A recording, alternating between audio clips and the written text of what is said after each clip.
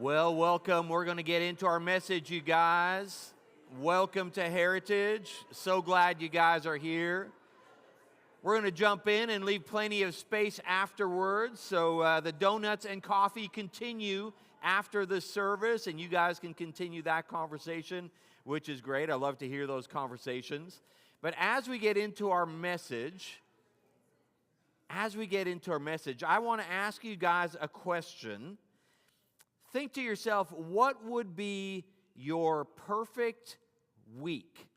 What would be the perfect week in your regular routine? And I'm not talking your perfect week if you're on vacation. We know that would be the ultimate perfect week. Or I'm not talking your perfect week if you want $1 million. That would be great, right? But what is in your routine, what you do now, whether you're in school or work or retired or whatever you do in your regular week, what would be your perfect week? Imagine if everything at work went exactly according to plan. Imagine if everything at school went just as you had hoped. Imagine if your relationships, there was no drama and no conflict, and the kids never got sick, and no one got into an argument, and your money always went exactly according to plan. Imagine your perfect week. For me, I can do that. I can imagine what my perfect Saturday would look like, and I take Friday and Saturday off because I work on Sundays, but so I can imagine what my perfect weekend would look like. Man, I do my to-do list and relax on Saturday and go on a hike somewhere. I can imagine my perfect week. Now think of it. Do y'all have it in your mind now? You have your perfect week in your mind. How often does that perfect week happen? Like, has it ever happened? Yeah, someone said it never happens, right? That's like it is for me, right? I have my ideal, like if everything went according to plan, this would be what my week would look like, but my week rarely ever goes like that. There's something that's going to get in there, and it's going to disrupt the rhythm of my week. The rhythm of what I would like to have in my week will be disrupted, and there goes the week. It's going this way, it's going that way, it's going all kinds of ways, right? And that's kind of like that with life. We have what we'd want to have our rhythm of life be, but then things get in the way, and all kinds of barriers and obstacles jump in the way. I'll give you an example of this, and Mr. Hopper, this one has to do with you too, Mr. Hopper. So the week before school was about to start, we had an awesome, Elise led us in worship. We had a worship team here. The teachers were back on campus. We had just a time of worship with our teachers, our preschool staff, our church staff, and it was awesome. We're starting the week off. The teachers are here. They're getting their classrooms ready, and our flooring has been done. We got new things on campus. It's awesome. Everyone is excited. And the week is actually going pretty smooth. Everything's going according to plan. And I came in on a Friday. Friday's usually my day off, but I had one little project to do, had to do with some painting. So I was looking for some paint. I thought, I'm going to come to church for 1 hour on my day off. And so I come to church, I'm getting ready, and everything's going smooth until an air conditioner catches fire. And there's smoke everywhere. Mr. Hopper has to dismiss half of the teachers. You can't work in the smoke. The maintenance is running everywhere. We're calling the air conditioning people, right? And okay, well, this is Friday, and okay, the thing's on fire. Okay, well, we got that figured out, and I had already been here 2 hours. Okay, I was only supposed to be here 1 hour, but I've been here 2 hours, and I'm in we have this maintenance shop that's filled with tools and paint and all kinds of stuff, and I'm in there looking for some paint. And there's a two-way radio. It's the campus radio two-way system. And I hear Denise, our preschool director. And she's sounding a little bit panicked on the radio. She says, maintenance, turn off the water. And you guys, I'll be honest. I just tried to go, And I tried to plug my ears. I'm just like, okay, I don't know where the water shutoff is. I'm not maintenance, right? So I just tried to ignore her on the radio. And the radio kept getting louder and louder. Maintenance, turn off the water. The preschool is flooding. And I'm just like, and you guys still, I was just like, okay, how do I get out of here without being seen? Okay, I'm in the maintenance. I got to try to get out of here. And I sneak around the corner, and there comes Denise. She's just flying around the corner. Chris, you can help. I'm just like, of course, I'd love to help. How can I help? And so I go into the preschool, and I start walking down the hall, and literally, you guys, there was a wave of water coming towards me as I walked down the hall, and I stepped in this splash of water, and every preschool teacher had brooms and mops and everything. They were trying to shoo that water out the door, and there was this poor preschool teacher. She had her hands on this broken pipe, and the pressure was, there was this water spraying everywhere, and she's holding on to it for her dear life. And I just like, well, that's just life, I guess, isn't it? So by the time all was said and done, thankfully, the brand new flooring we put in there is indestructible, waterproof vinyl, no problems at all. And within a little while, as soon as we found the water thing and turned it off, it got cleaned up in a hurry. The preschool directors were laughing and high-fiving. Did you see your face when that water came coming down the hall? And but by the end of the day, I was there for 5 hours, right? Well, it was going to be a 1-hour thing turned into 5 hours. And that's what happens to our rhythm of life. We think we know what we want, but then life just happens. And you guys, today we're talking about our finances. And in our finances, this happens even more than any other area in our life. In our finances, we think we have it set what we want to do with our finances, but then life happens and it disrupts the rhythm of our finances. And Rebecca and I have been, we've been experiencing this as we move from North Carolina to California. There's all kinds of variables, and for us, it comes in the terms of taxes and insurance. It's just like, I didn't know it was going to be that much. Like, man, I didn't know we'd have to double the amount we'd have to put on insurance on these things and the cars and the house and all this stuff. And then who are we paying electricity? Sunrun, PG&E. We got all these bills that are just coming like crazy, and our rhythm has been completely disrupted. But there's something we can do to plan in advance to help us from the disruptions. And today we're going to be talking about that from the book of Proverbs. Last week we had John Wiebe. He kicked us off on this theme of finances. And I believe that finances are important. It's something that God has given us to steward well. And it can be an incredible blessing to us and to God's kingdom. Or it can be something that just stresses us out and drives us crazy. And sometimes we find ourselves on that end. But last week John talked about Matthew chapter 6, verse 21. He said, "For where your treasure is, there will your heart be also." And he reminded us that in the Bible mentions finances and budgeting and resource management 2,300 times. Jesus has 13 parables about money. Jesus talked more about money than he talked about heaven and hell combined. So some people say, oh, the church, they talk too much about money. Not as much as Jesus did, right? We don't talk about money that much. Jesus talked about it way more because he realized that money can grab our heart. And if we don't steward our money, it can take us down all kinds of paths away from his purpose for our life. So today that's what we're talking about from the book of Proverbs.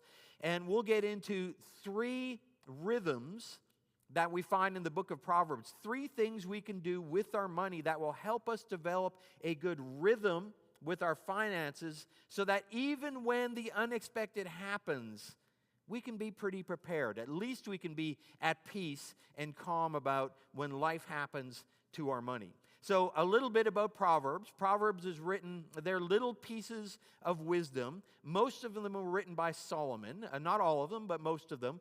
And Solomon was the son of David and Bathsheba. Solomon went on to be the king of Israel. And he was the king of Israel in the most prosperous time of Israel. So Solomon was a great king, not without his flaws, but he was a good king for Israel. It was Israel's golden era. So they were prosperous, they had power and influence, they were secure, and Solomon helped build the great temple, the first great temple in Jerusalem that people in Israel still talk about to this day. If only we had the great temple of Solomon. It later got destroyed and rebuilt and destroyed again, but Solomon built the first one, and it was the most incredible temple. And so Solomon, God came to him in a dream one time, and God asked him, Solomon, I'll give you anything you want. riches, power, fame, whatever you want. And Solomon said, I want wisdom. I want wisdom. And God honored that request. And with his wisdom as a foundation, all the other things were added onto that. So I think there's a lot of wisdom in Solomon and in the book of Proverbs. So you can turn there. We're going to skip around in Proverbs a little bit. We'll put it on the screen as well. Proverbs 3, verse 9. That's what we're going to start with. Proverbs 3, verse 9 says, honor who? The Lord. Here's a hint, you guys. If it's yellow, I'll probably ask you to repeat it. All right? So that's honor the Lord with your wealth, with the first fruit of all your crops. So the psalmist, or the writer of Proverbs, Solomon, is saying you need to take your wealth and honor God with that. And that's a basic concept that is all throughout the Bible. And not only with our wealth, we could put honor the Lord with your life, with your whole life. You know, your wealth is just a part of who you are. You've got time and talents, and you've got your personality, and God's given you all these things, and we want to, as Christians, as followers of Jesus, we believe that everything that we have is given by God, and we're to be grateful and to be a good steward. We're to be a good manager of everything, not just our wealth, but our life, our time, our talents, our family, our job, our school. Everything has been given by God. And we see this in James 1:17. Every good and perfect gift comes down from above. Every good and perfect gift comes from God. Colossians 3:17 says this, whatever you do, whether in word or in deed, do it all in the name of the Lord Jesus, giving thanks to God the Father through him. Whatever you do, whatever you have, everything is a gift, and everything is meant to be managed well for the glory of God. So it says that in Proverbs 3, verse 9, but it continues. Honor the Lord with your wealth and with your what? First fruits of all your crops. And of course, this is being written in 950 BC. So that's like 2,950 years ago. And for us, well, maybe in Central Valley, we know a lot about crops because there's so much agriculture here. But most people these days, they don't think of what is a first fruit. Is this the first piece of fruit I buy at Walmart? Like, what is this first fruit thing? And of course, in the farming, agricultural time, everyone knew what this meant. So just picture it. Solomon is saying, hey, honor God with your wealth and bring the first of your harvest to him. And everyone knew what that meant. And imagine it. They have, Solomon's in Jerusalem. They have this brand new temple, right? This thing is amazing. And Solomon is saying, bring the first of your harvest, the best of your harvest. As soon as you bring in that harvest, bring the first portion of it to this amazing temple. And they would bring it down, and literally, they would bring that offering, they would bring that sacrifice, that thing that was hard to give, the first of their harvest, they would lay it at the literal altar. We sometimes call this the altar, but it's not like the real altar. This is just a stage. They had the real altar in the actual temple that they would bring their first fruits towards. And these things would go towards whatever they harvested, they would bring. And these would go towards the continuation of the temple. They'd go towards the Levites. They'd go towards the priests. Eventually, they added that these things would go towards community festivals for God, and they would go towards the poor. They added all these things into their first fruits that they would bring to God. So, the first rhythm that we should do with our money is give first. We want to give first. And that is tricky, you guys. My wife and I, we've been doing this for quite a while now. When we get paid, of course, we're not farmers. We're not bringing the first fruits of our harvest. We have nothing to harvest. When we get that paycheck, for every paycheck, the first thing we do is put our tithe in. We give to God. And for us, we have a percentage that we give, and that always stays, the amount always stays the same. You know, our expenses month to month are always changing, right? We have 1 month where all the insurance is coming due and all the taxes are coming due. All the expenses, they're just going up and down and everywhere, but our giving always stays the same unless our income goes up. then our giving goes up with our income. But we always do that. We don't change the giving according to the month. We just have the giving set according to the paycheck, and we give first. And that's easy for us to do. We give it online. Some of you give checks, and some of you give cash, and some of you give an automated donation, whatever. But we give first, and we believe that's the godly thing to do. God has helped us, convicted us of doing that. Now, that is not what we do in our society in general in America. In society in America, what we kind of tend to do, and John talked about this last time, we live paycheck to paycheck. 65% of Americans live paycheck to paycheck. They live on everything first. Then if they have any leftover, they save some. And then anything beyond what they've lived on and saved some, they give. And the reality is, for most people, it's all live and no save and no give. Right? That's the reality of folks here in America. And we might give at the end as a little tip to God if His service to us has been satisfactory. That's for real. That's how people live in America for the most part. And that's what our sinful, selfish nature leans towards. I want to live on 110%. And probably if I'm living on 110%, there's not left anything for this category or for that category because I'm already over by 10%. And what does that equal? That equals a stressful life, right? We're living on 110%. What is that? That extra 10% is debt, right? And that keeps accumulating and accumulating and accumulating. The average Christian gives between 0.5 and 2% of their income. For most people in America, we live on 110%, which is some credit cards attached to that. So that is what I call a me-centered rhythm for our finances. That's me-centered because I'm first, I do the living, and if there's anything left over, maybe I'll save, and then maybe if anything left over, maybe I'll give. So that's a me-centered way of living, and I don't think that is good for us. What we need to do is flip that around, right? We need to do that and flip that around, and by flipping it around involves some discipline and involves a commitment. So what I believe the rhythm for our finances should be give, save, and then live.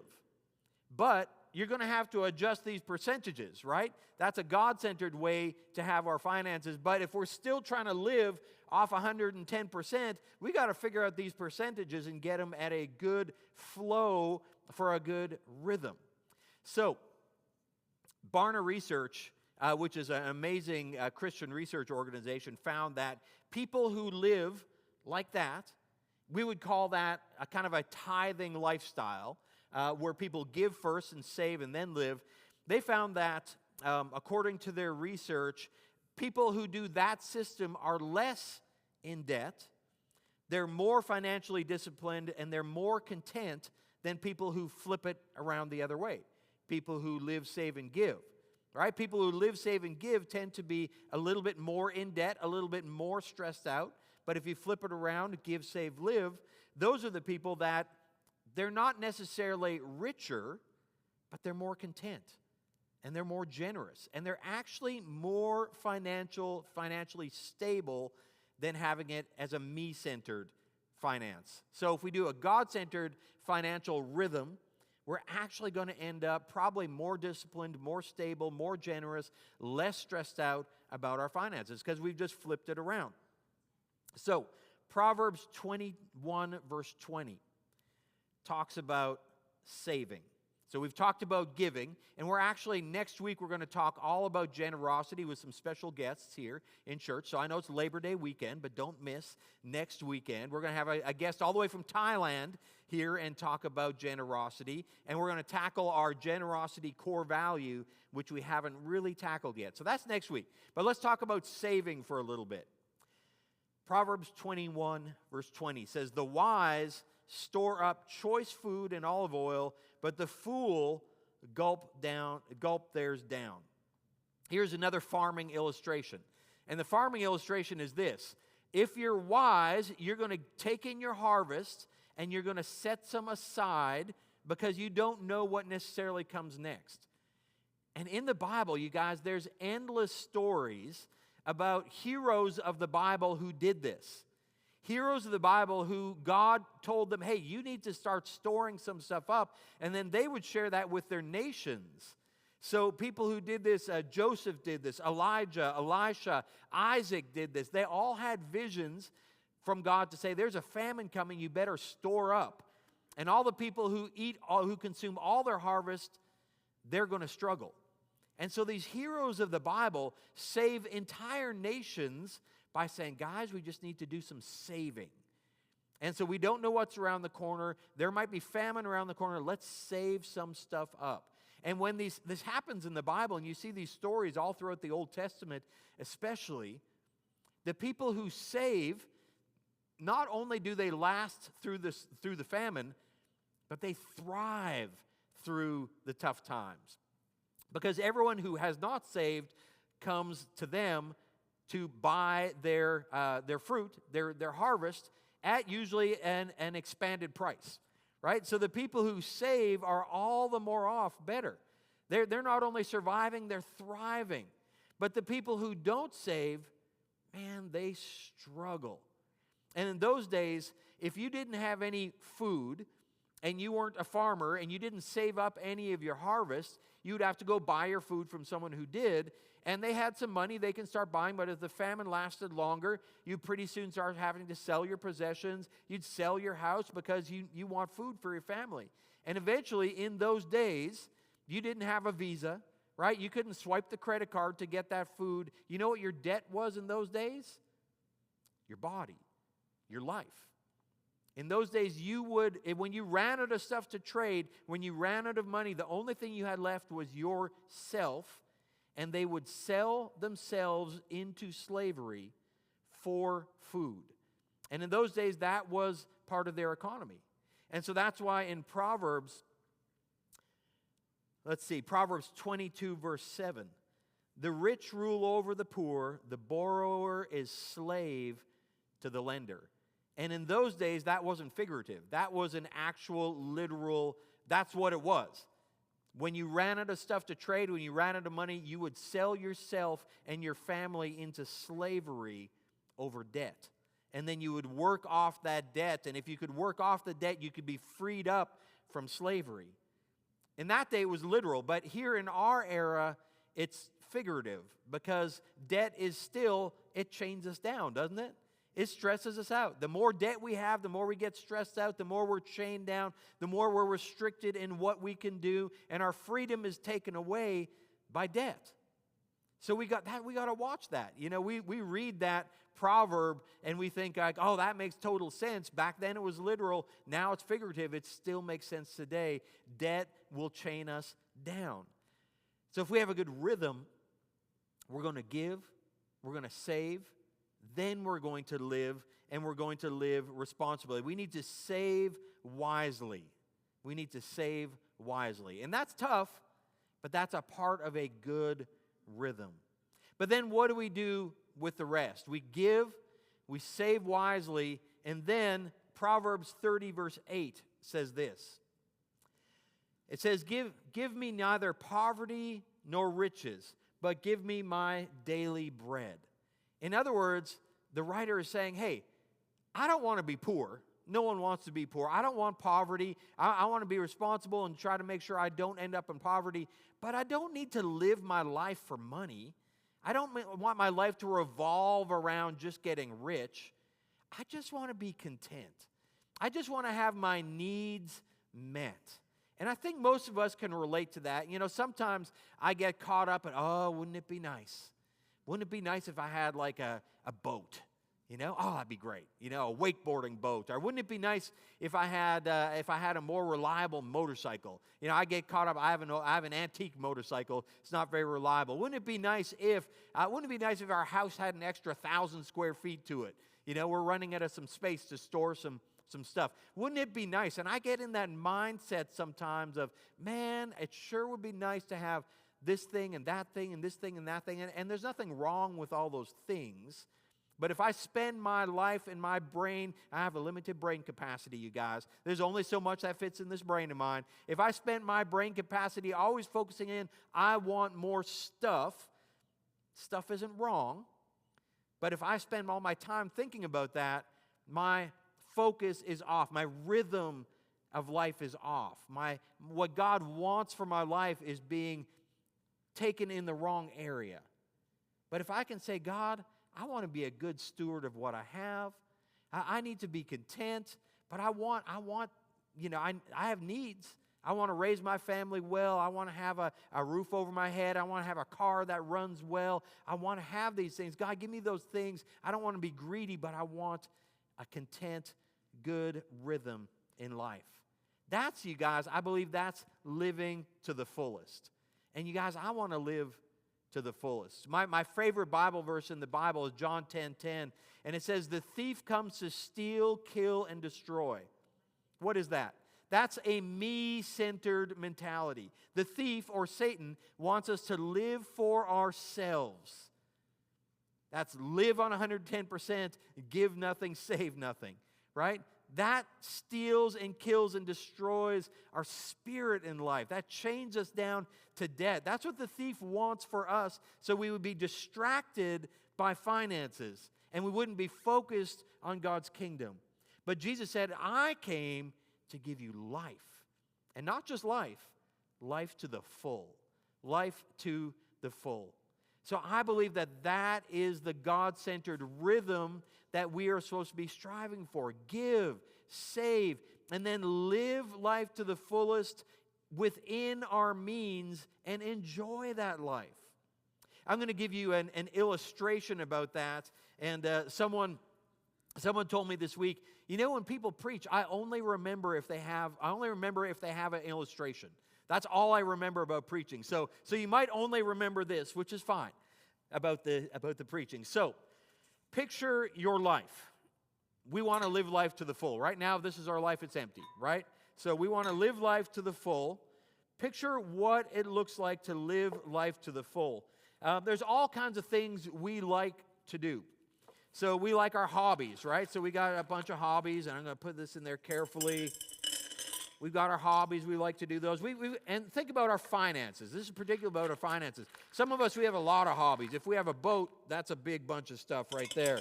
If we like fishing, if we like sports, we put all these hobbies in.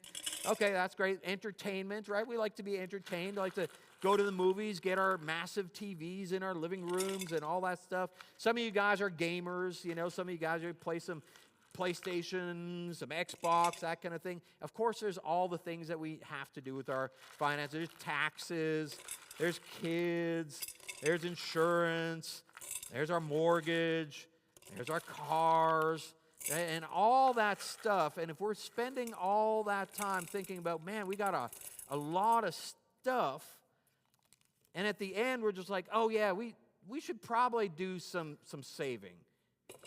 Yeah, we should probably do some saving.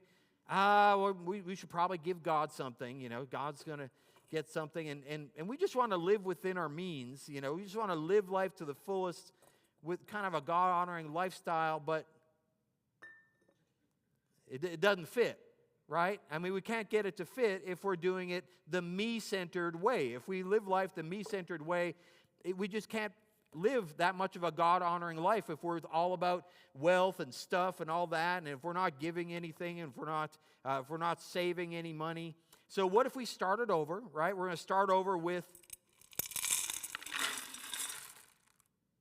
what I call a God-centered life. What if we give first, right? So we start by giving. Well, I'm going to give. I figure out how much I give. I'm just going to be consistent with that. I'm going to be consistent with how we give. I'm going to save money, right? I want to save. I want to give because it feels really good to give. I mean, it's what God's given to us. We give back to Him. I'm going to save some money. I'm going to think about my future. I'm going to think about my kids. I'm going to think about what I do when I retire. Eventually, I might want to retire, and I'm going to live a God-honoring lifestyle.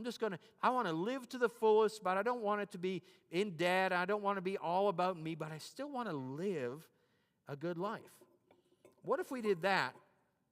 Then, okay, we still got room for things, right? Well, we've got to do our taxes, and we've got to do our mortgage, and we've got to do our car, and we've got to do all those things that take money, and this is just our finances we're talking about. So we still got to do all those things, and we got to pack it all in, and see if it all works. And then, well, we still got room left. We can still add our vacation in there. And, well, don't forget our kids. Do your kids before your vacation.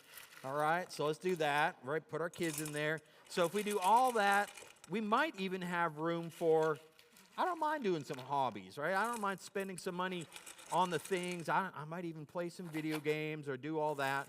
And if we put it in the right order, I just find that we can live life to the fullest. We can. And if we put things in the right order, God wants this for us. I mean, Jesus said, this is the reason I've come. I've come not so that you listen to your me-centered way of life, not so that the thief can take and twist and destroy and chain you down. I've come that you may live life to the fullest, but there's a rhythm of how that's going to work best for you. And that rhythm is give, then save, then live a God-honoring lifestyle. And you can live the best life possible when you put the rhythm in order. And there's a percentage you can add to this, and this is partially in the Bible, right? And the rhythm is 10, 10, 80. Right? So if we think 10%, and the reason we get 10% is because in the Bible the word tithe means 10, and that comes out of the Old Testament, and people would tithe to God. It meant give 10% right off the top to God. Now this isn't, in the New Testament, it doesn't say give 10%, but Jesus actually, he says give 100%. Jesus says give everything, just like he gave his whole life, right? So you can adjust that prayerfully, right? But that's just a start for us to think about. And then think about, okay, if we give 10, we're going to save 10, and then we're going to live life to the fullest on that 80%. And if we do that thoughtfully, no matter what our income, we can stick to this general rhythm of life. And again, this isn't a biblical principle, but it's based on some biblical principles, and it's a really good rhythm to live on. Rebecca and I, we try to do that. I would encourage you, if you start moving some of these down, move that one down, right? You move that one down. And Rebecca and I, we like to save more than 10%, so we take that one down. And we can live on less, because we find we can always kind of live on less. There's a bare minimum, but we can adjust that one a little bit to move these up. Depending on where you are in this rhythm of life, you can give way up. I mean, I know people who like 10%, that's a starting point. We want to give more. Bill Gates and Warren Buffett got together and they gave the Giving Pledge challenge to all the billionaires in the world. They said you need to give away at least 50% plus of all your income. They said, let's move this to 50%. And Bill Gates said, 50%, I'm moving that to 99%. I'm going to give away 99% of everything I have. And they got 245 billionaires to sign on to that, which is admirable. You know, now Bill Gates, he's only living on 1%, which is still $1.3 billion, right? And so it's not a super hardship for him. I could live on $1 billion, you know, so he's still doing okay. But it's admirable to think, like, okay, we can increase that giving, and maybe we can decrease that living. Maybe we don't need that extra 1,000 square feet or that brand new vehicle. Maybe the one I have is going to last long enough. I've got all Toyotas now, so I know they last forever, which is great. I'm going to drive them till they die. And so that's we can maybe adjust some of that. So that's my challenge for you guys this morning. And I find that when we take a God-centered approach to the rhythm of our money, it has a ripple effect in our life. If we're giving our money to God, and it's going to be God-centered, most of the time our marriage ends up being God-centered, and our family ends up being God-centered, and our work ends up being God-centered, and our school ends up being God-centered. If we can do that, it has this ripple effect into all of our lives, because everything we have is a gift from God. It comes down from above. And everything we have, we're called to honor God. And you guys, that's not a burden, that's a blessing. That's the best way to live life. Jesus doesn't want us to be burdened. I have to give this, I have to say that. No, Jesus wants us to live life to the fullest. And having a God-centered life is how that starts. So I want to challenge you guys in that. And as a church, we believe in doing that as a church. So as a church, you know, and if you've been coming here for a while, you know that we now have zero debt as a church. So we're not giving any interest to anybody, which is great. We can spend that money on what we believe God's calling us to spend that money on. Like Dan already said, we spend a bunch on the school because we love those kids. We have 220 kids that are here every week. We love spending some money on them. We love spending money on our next generation. That's so important to us. We spend money on missionaries, and next week we'll have a missionary here on stage sharing about what God's doing in Thailand. And then coming shortly after that, we'll have Keith Campbell coming to share what he does with Wycliffe Bible translators. So we spend money on missionaries. Man, we spend money on God's kingdom and growing God's kingdom because our mission is to impact our community with the message of Jesus through extraordinary love. So we do that as a church as well. So as you do it, we do it, and we work together to grow the kingdom of God. As we close, I want to give you this challenge. Just think to yourself, am I living a me-centered life, or am I living a God-centered life? With our finances, but with everything. That selfish temptation is always there. The thief is saying it's all about you. Live a me-centered life. And that steals, kills, and destroys our full life that Jesus wants for us. But when we live a God-centered life, that's living life to the fullest. As we close in prayer, I just want you to think about that. Am I living a me-centered life or a God-centered life?